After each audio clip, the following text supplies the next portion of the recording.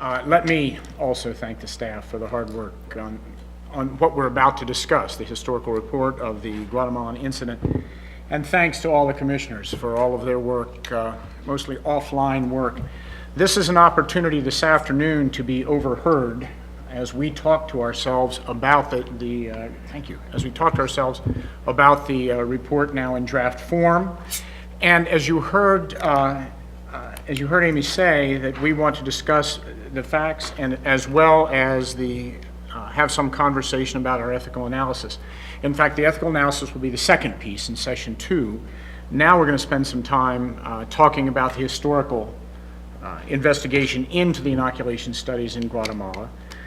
Our investigation is to document a number of things, but it documents the actual events first and foremost, and tries to explain these events in the context in which they occurred.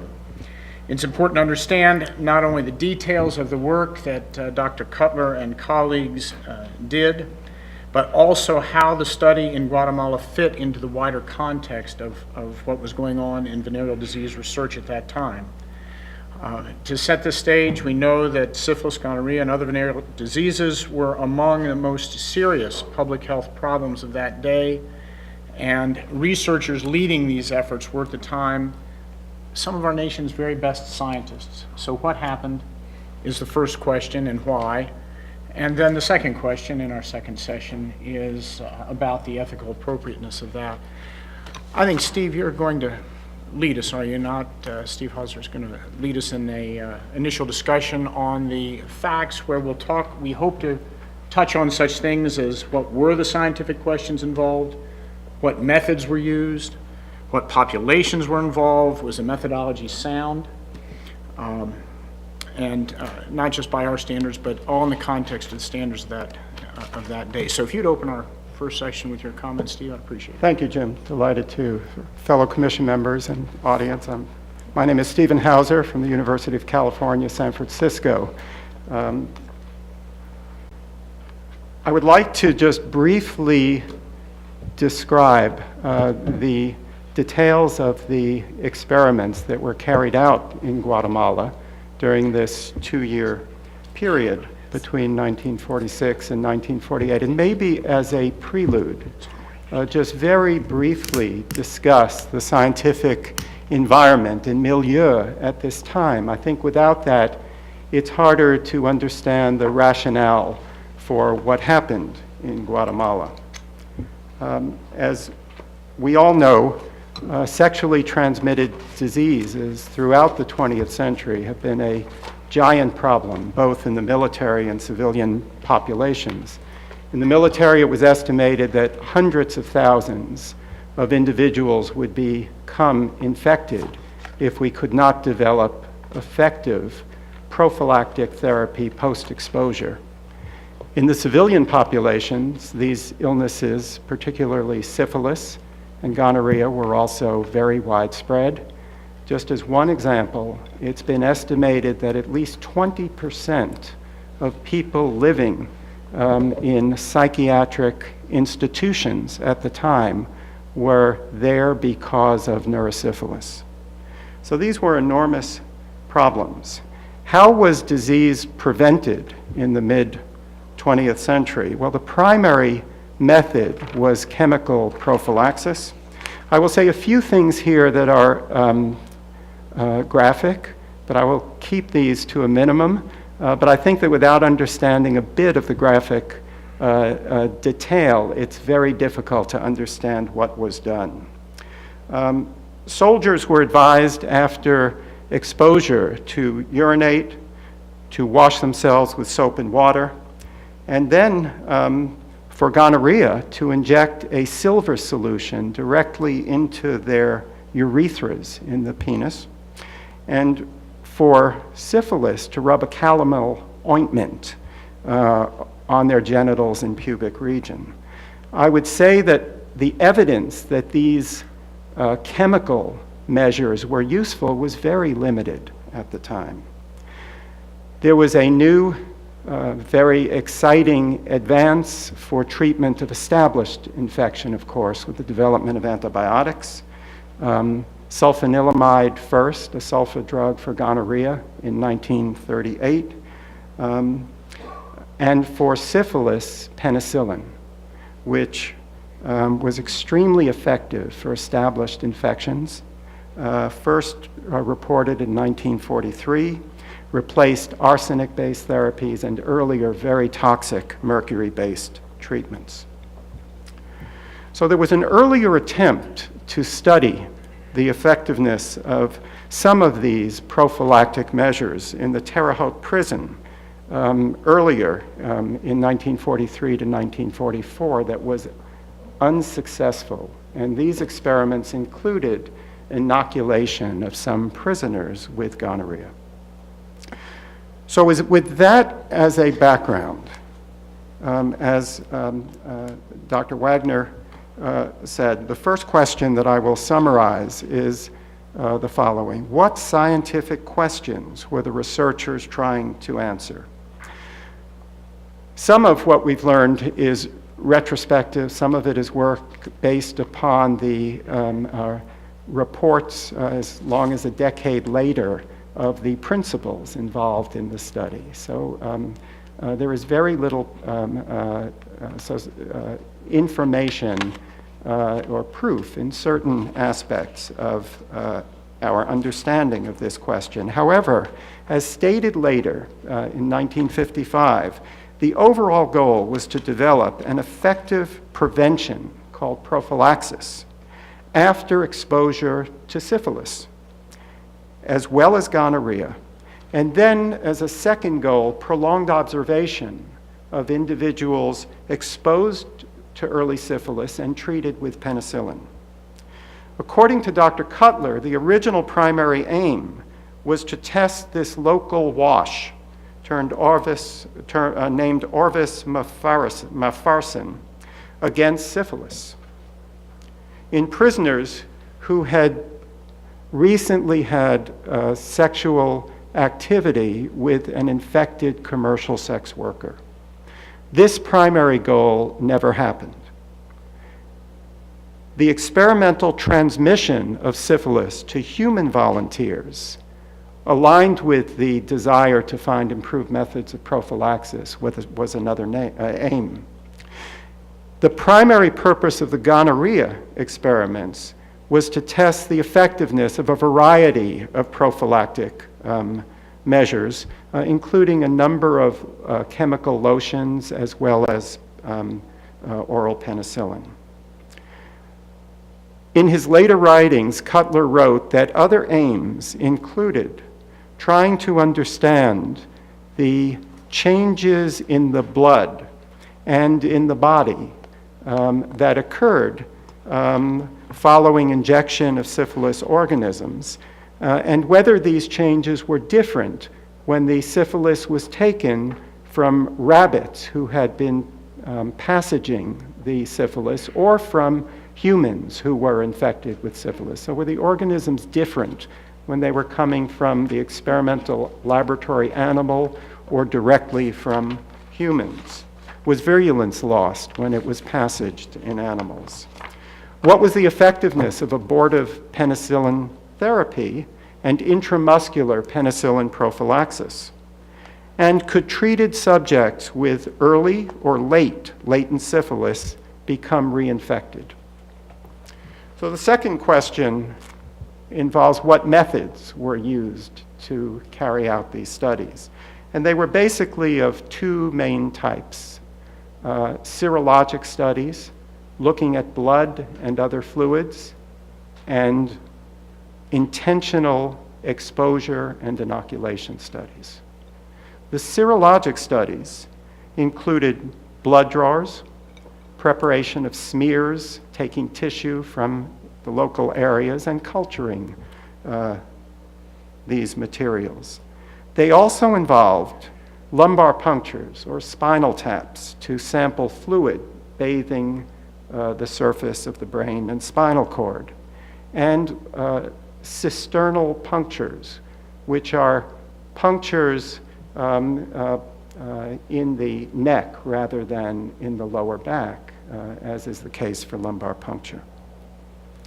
So those were the serologic studies done.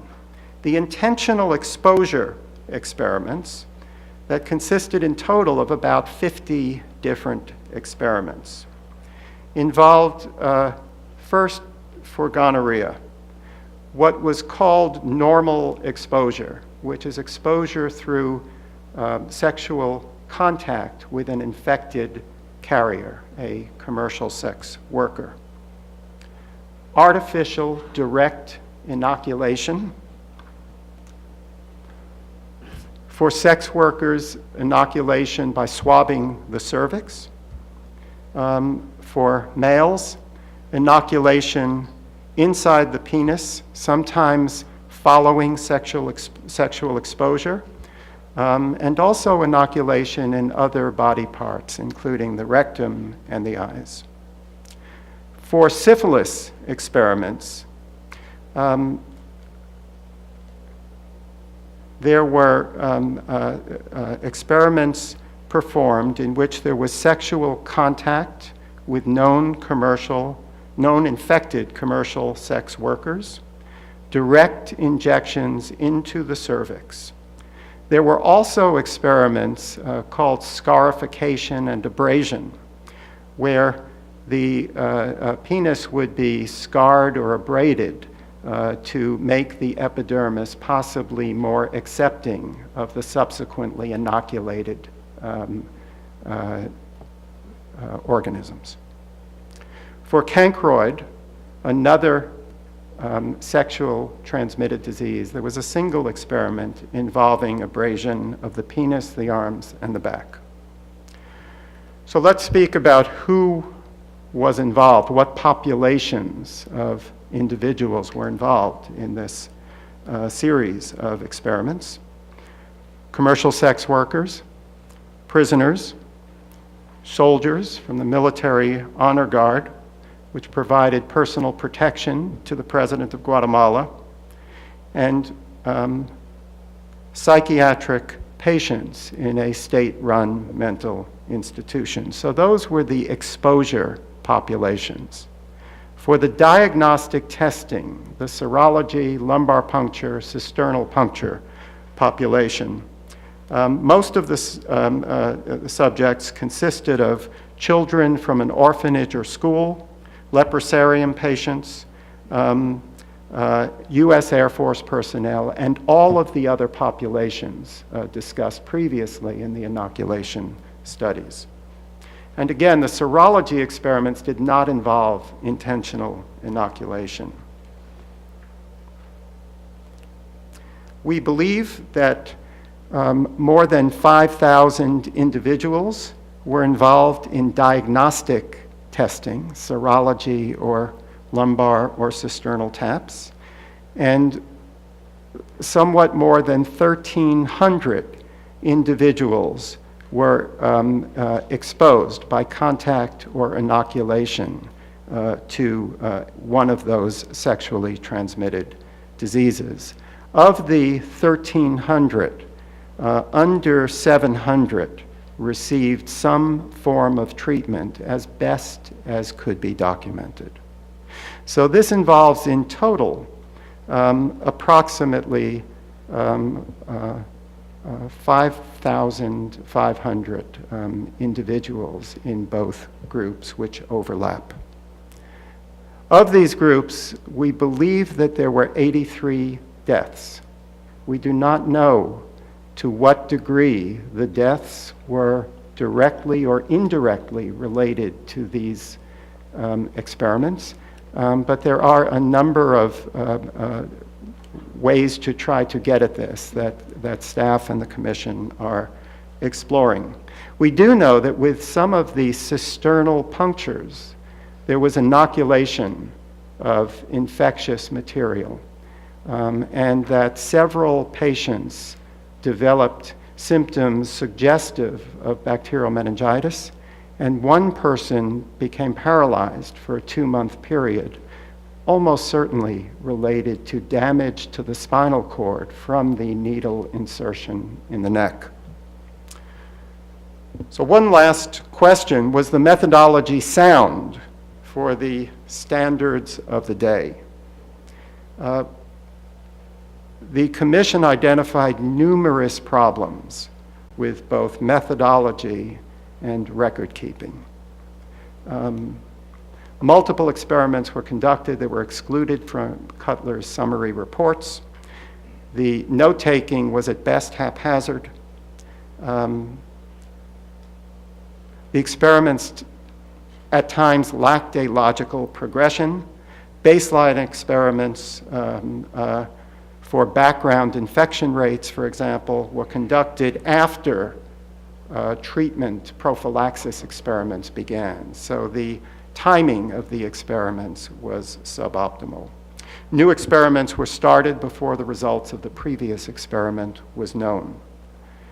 There was a clear, deliberate effort to deceive experimental subjects and also the wider community, both the scientific and lay community, that might have objected to the work. I would say in conclusion that there were also differences in the Guatemala experiments from the Tuskegee experiments. The events occurred over a shorter period of time, ended at an earlier date. Subjects in Guatemala, but not Tuskegee, were subjected to deliberate inoculation. And also in Guatemala, subjects were citizens of a foreign country. Thanks, Steve. Thank you, Steve. I appreciate that review. One of the conversations I know that we've, a couple of us had offline, and Nelson, I might go to you on this. Aside from the ethics questions that just scream from the raw facts, talk to us a little bit about experimental design. Was this even good science beyond that? Thanks, Jim. And thanks, Stephen. That was a great summary of a dark period. So I'm an experimental researcher myself. I direct the U.S. military HIV research program at the Walter Reed Army Institute of Research. I've been doing science almost my entire professional life. And when you look into what happened here, again, taking off the ethical imprimatur, which is difficult to do. But if one does that and looks at it in a cold, objective way, it is actually difficult to perceive why these kinds of experiments would even pass preliminary muster for asking basic scientific questions in a clinical environment and deriving meaningful information from those kinds of experiments. As heinous as one would view them, and one should view them, I think if you look at them from an objective standpoint, it is difficult to understand the specific aims, looking at the methodology, the absence of alternative strategies, the haphazard note-taking, as Stephen mentioned. If you look at that body of work in its entirety, my conclusion, and I think I said this pretty clearly in London, was it just was bad science. It was bad science. So regardless of what you think about the ethical issues, and I think that it's difficult to find any sanction or any succor in the ethical issues, which we'll just talk about later. From a purely scientific standpoint, I found this body of work really bereft of merit. But Barbara, yes.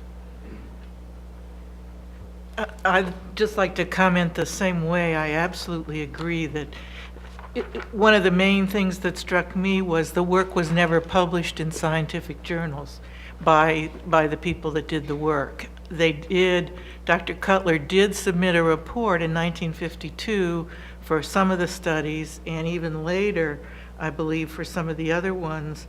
The syphilis one wasn't reported till 1955. And you can wonder why it never was submitted. They were submitted as secret reports to the people that had funded it, but not to scientific journals. And in my mind, it was either because the scientific conclusions didn't match or couldn't really be concluded from the way the studies were done. The records were so poor, and the way the studies were set up was so poor that you couldn't really believe the scientific outcome. But also, I think there was, again, you can't separate the ethics. I think there was a recognition that these had real ethical issues that would have horrified the public if they'd actually seen them in scientific journals. So I think there were both aspects to the fact that this was never published. Is it, oh, Amy, sure. I think we are beginning with the science, first of all, because you can't even understand why these experiments were done if you don't know what the people who were doing them thought they were doing. And they thought they were doing science, and presumably they thought they were doing good science. But I think it's important that the commission states clearly, and we will do this in our report, that there is no dichotomy between good science and ethics, that you cannot have an ethical experiment on human subjects that exposes human subjects to any risk, no matter how small, if you don't have good science. So good science is the precondition. It is the groundwork upon which any experiment with human subjects that's ethical can be done. And so it's very important if you think, well, why even ask about the science, because there are some obvious ethical problems with these experiments. The most obvious first ethical problem with these experiments were that they were not, even by the standards of the time, good science. May I ask a little conversation here then? What corrupts that? I mean, I think everybody agrees that there is, you really can't divorce the two. It can't be good science if it has this sort of violations of safety for human subjects.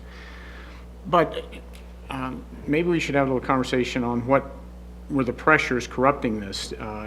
I think one could imagine anything from mad science, which I don't think is entirely the case with Mr. Cutler, Dr. Cutler, but we've spoken only about him, but also to some of the national pressures in the national interest of being brought to bear at that time. Nelson? I'll be brief. So I think, I am a military officer and a scientist as well as a soldier and a physician. So I can tell you that at the time, World War II was just winding down. The United States, with a much smaller population, had almost 11 million people in uniform, had just fought a war that raged across the entire world. And there were significant issues in terms of military readiness to find ways to keep troops healthy and doing their job and not sick and in hospitals. That includes the entirety of medical practice to include sexually transmitted infections. So clearly there was that kind of pressure that would have provided at least some rationale for asking those kinds of questions if they were asked in a meaningful and scientifically rigorous way and done in an ethical fashion. They would have had value. So I think that I've tried to ask myself whether or not that was really the driver for why the science was just so atrocious, because there was just pressure to do that kind of work. But I must say that I can't find that evidence for that being a major driver. What I do find is a relatively junior scientist who was existing far away from the home laboratories that he reported to, without much local mentorship in terms of a scientific mentorship and lack of periodic review. I think those are, I'm dealing in hypotheticals, but I try to put myself in that individual's shoes back in 1946, and he was pretty far away from effective mentorship, and I think his work was desultory and described a meandering pathway. I'm not sure he really knew what he was doing scientifically from a standpoint of rigor. But I would say that I think the pressures of the time, the military issues that were at that time, had frankly, when the United States was demobilizing, we demobilized very, very quickly at that time. So I don't think that can be a reasonable justification. Christine, and then John, Anita. Introduce yourselves, actually. Sure. Thank you. I'm Christine Grady. I'm work currently at the National Institutes of Health Clinical Center, Department of Bioethics. What struck me about this question of what happened. The scientific questions that Steve read that were articulated after the fact in the reports were not unreasonable questions. They were actually good questions. What can prevent syphilis? You know, does penicillin prevent it if it's given post-exposure? Those are reasonable scientific questions.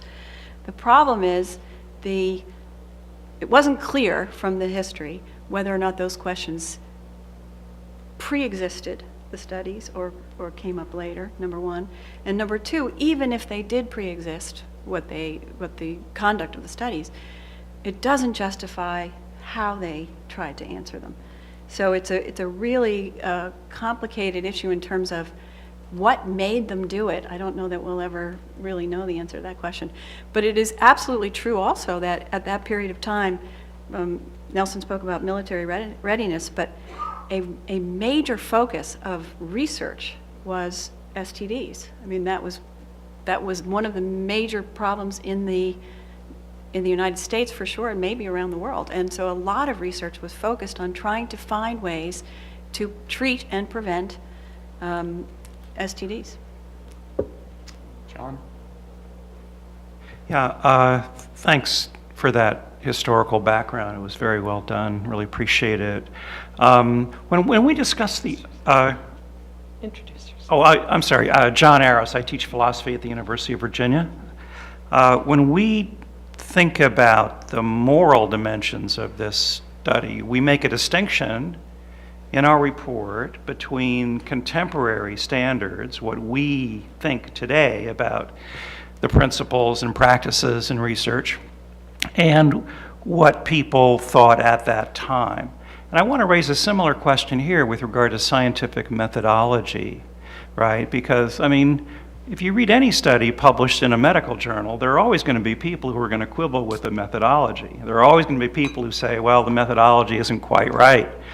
It subtracts from the scientific value of the study. I'd like to get your opinions on, the extent to which you think this set of studies really deviated from a contemporaneous conception of good enough science at the time, and what was it precisely about the defects in their methodology that undercut the research? In other words, were the defects things that cast some measure of suspicion on the results, or was it more serious than that? Did they just completely subvert any kind of scientific validity that we could have expected? Is that to us generally, or were you asking Steve in particular? Because I have my own view on that as well. Well, I don't even pretend to be a doctor on TV, all right? So I'm primarily interested in the opinions of people with scientific background, but, whoever wants to take a shot at it, sure. Well, it's not unusual even in modern science to pose a hypothesis that assumes that one can build an experiment around that hypothesis. In this case, if part of the hypothesis was what might be an appropriate prophylaxis for these sorts of diseases, and the experimental design requires a pool of people infected, and it turns out that that's the bad assumption, it turns out that I can't actually build that experiment, and then to get stuck in that and run out of control because you have deviated from good scientific practice happens sadly all the time. I hope with not these sorts of tragic results, but it's not unusual for, particularly as you say, an unseasoned scientist, to find that they are spending all of their time redefining, pursuing, reshuffling the cards of the experiment and almost forgetting the hypothesis that they had originally, and losing discipline as a result of that. I'm sorry. Steve, were you going to comment? Then we go to Anita. Yes, I would, I think, agree completely with Dr. Wagner's position and with what some of the others have said. The decision that one needs an experimental group who are infected under certain conditions so that you can then judge the effectiveness of therapy, was solved by actually infecting a group experimentally. Second, there was a published literature at the time indicating that in this specific situation, this was unethical and unachievable. Third, the data was kept private and records not kept to standards of the time. And fourth, the data was not published. I think Anita was next, and then Barbara.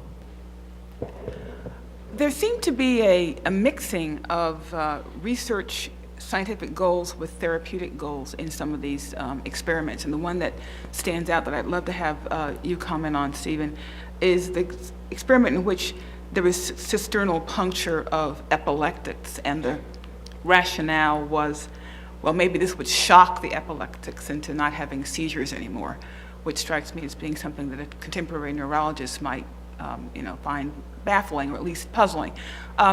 What do you think about that? I mean, was there in this case an inappropriate, from a sort of a scientific point of view, an inappropriate mingling of research agenda and possible therapeutic medical treatment?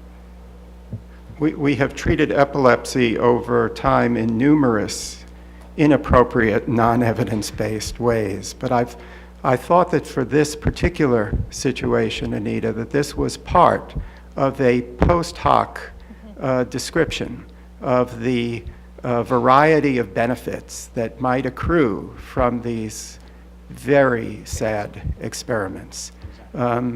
Others included the goal to establish a competent infrastructure for STD treatment in Guatemala, to better understand the natural history of STDs, and to understand ethnic differences in the clinical manifestations of these disorders. So post hoc, there were numerous rationalizations given for this work, but clearly the primary goal was to establish models of infection in human beings to test the effectiveness of treatment.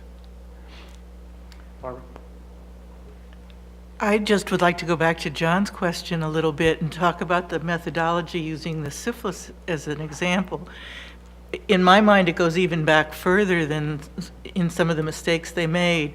In syphilis, you can't always tell if a person has it or not, if you miss it at the first primary stage. And so that's why they wanted to do the serologies, to find out if there was a background level in the population that had it or not, because their studies wouldn't be meaningful if there was.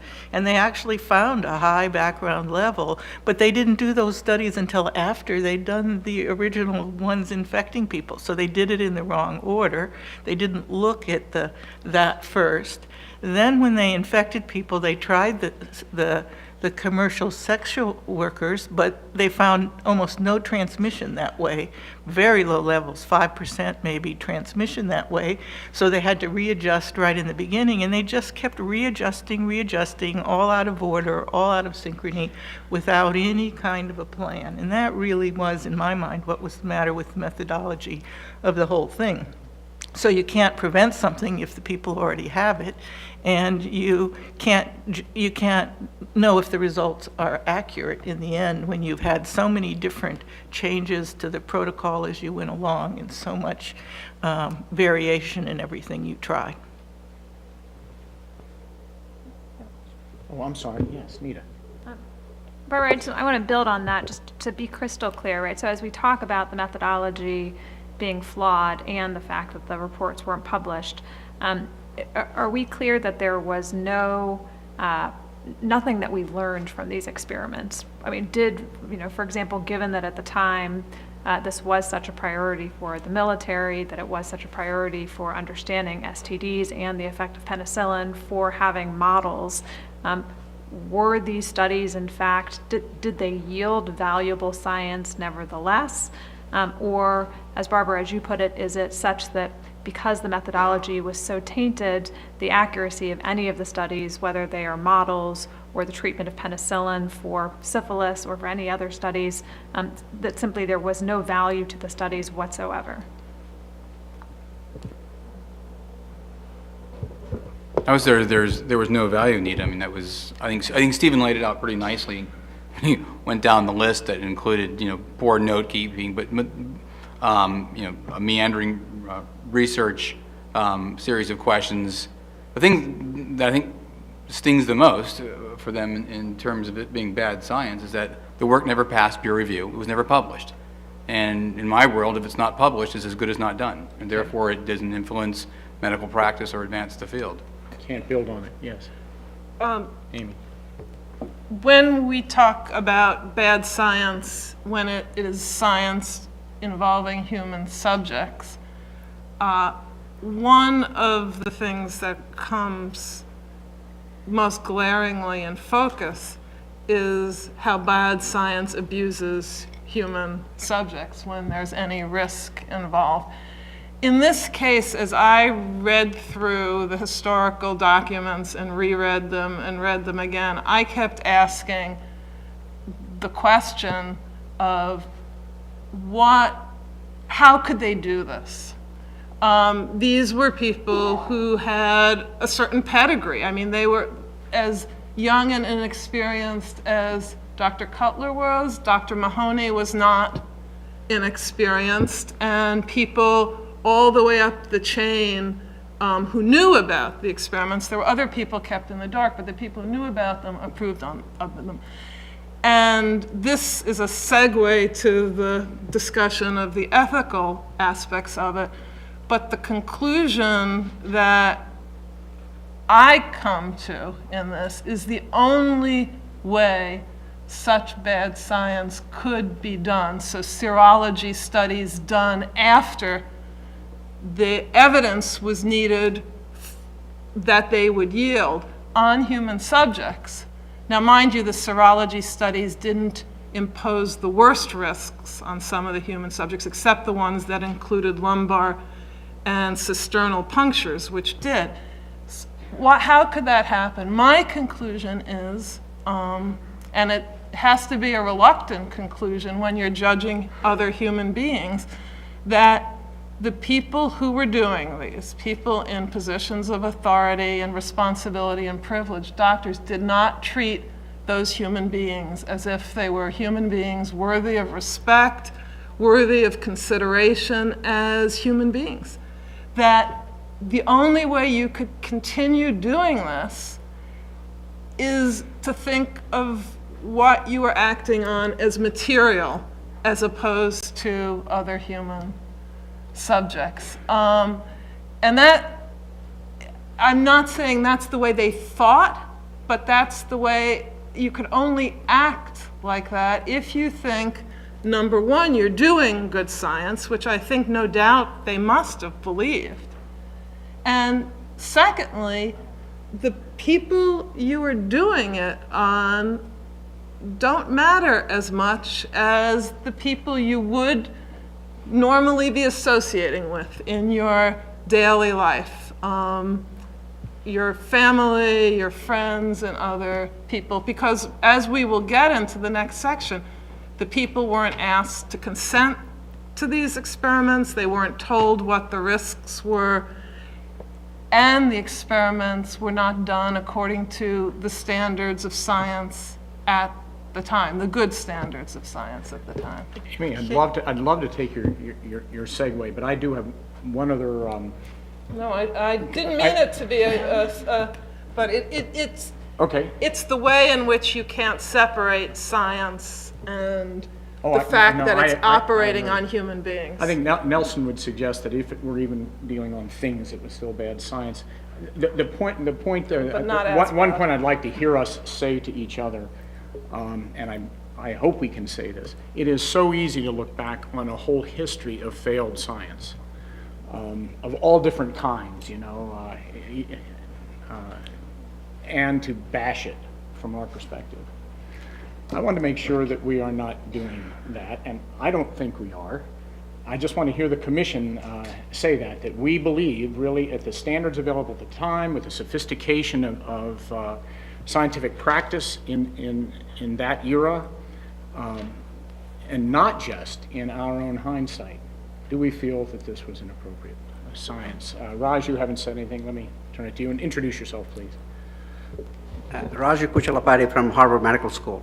I think there are a couple of different points that have not been mentioned. I think that they're very important.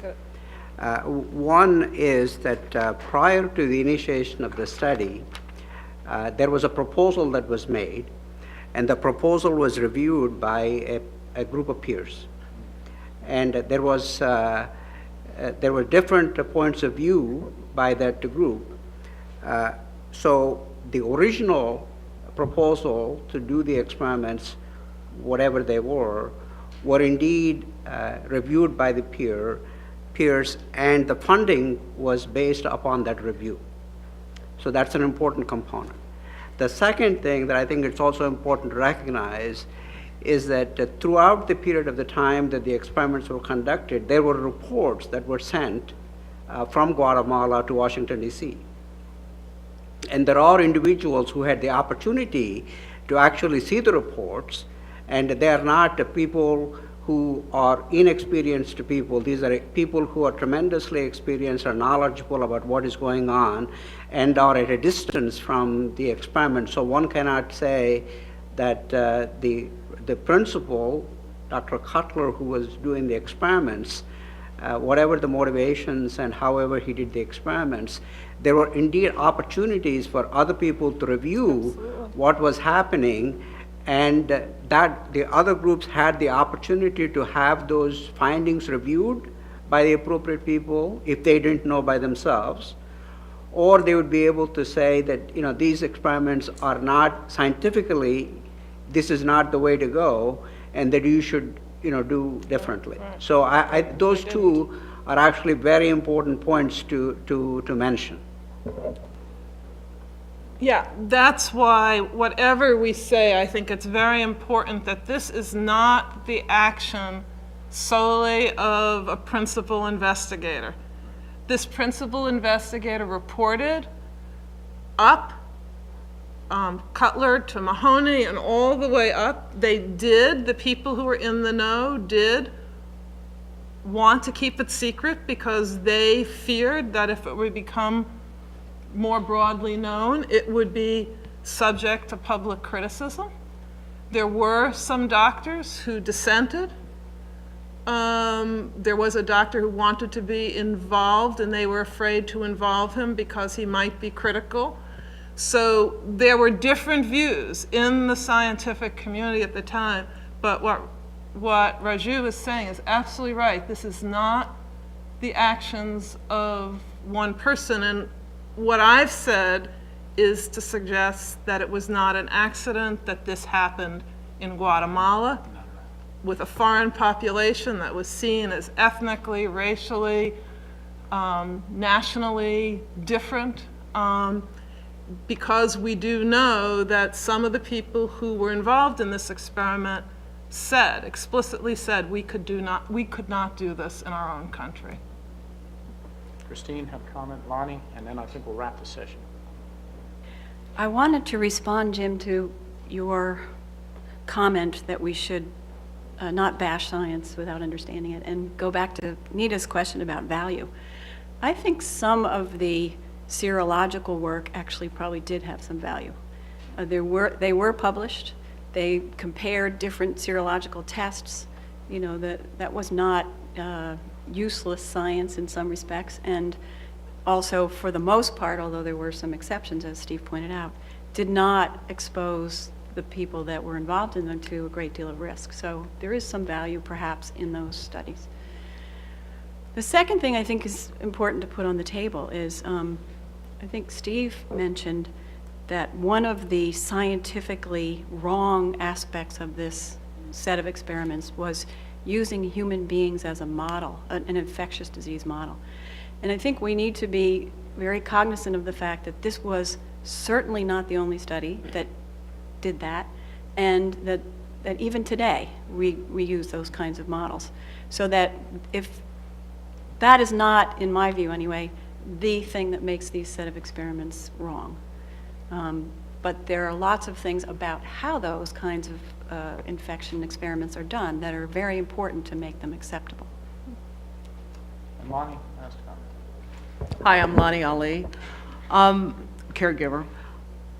Coming from a lay point of view and not having the medical background and just reading this and being horrified by a lot of what I was reading, I just don't want to belabor Dr. Gutman's point, but I think it's important to note that that these being doctors and medical scientists and doctors who are supposed to do no harm, to do good, I think it's important to note that even though during this course of experiments and studies that were going on, and there was actually a prophylactic that was discovered, penicillin, that was effective, and then they decided to change course and decide and figure out whether or not penicillin could prevent infection. But what was important to me too is that the way they viewed the Guatemalans is that they left so many people untreated after they had infected them. It was like they were disposed of. They didn't care what happened to them, and what happened to them after they had actually been infected with something that they intentionally infected them with. So I think that's important to note, that when it goes to how these people were viewed, that when they had the opportunity to treat them and cure them of this STD, that they failed to do so. They left so many who were actually involved in the study, not people outside in the general population, but people who were actually involved in this study, and left them untreated.